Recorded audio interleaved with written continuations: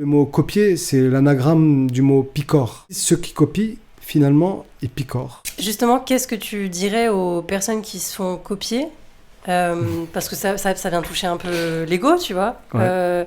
Ça vient toucher aussi ton histoire personnelle quand tu as créé des choses en fonction de tes histoires perso. Je leur dirais que déjà, avant tout, c'est un compliment. Si on te copie, c'est que ce que tu fais, ça marche. Mais ça fait chier quand même. Ça fait énormément chier.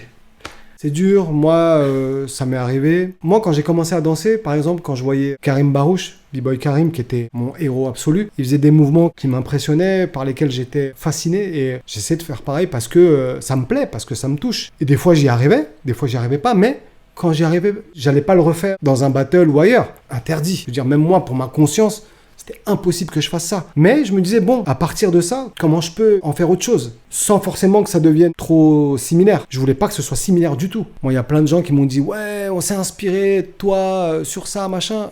Mais en fait, gars, t'es en train de faire le même mouvement. C'est pas inspiré. Et du coup, c'est là où le gap entre l'inspiration et la copie, c'est un peu border. Et en fait, l'inspiration, c'est vraiment qu'est-ce que ça t'insuffle, mais au sens large. Qu'est-ce que ça a provoqué en toi et qu'est-ce que toi, tu vas créer à partir de cette provocation. Ça veut pas dire prendre, refaire la même chose avec 2-3 petits changements en disant, ouais, mais t'as vu, toi, tu glisses en arrière, moi, je glisse sur le côté.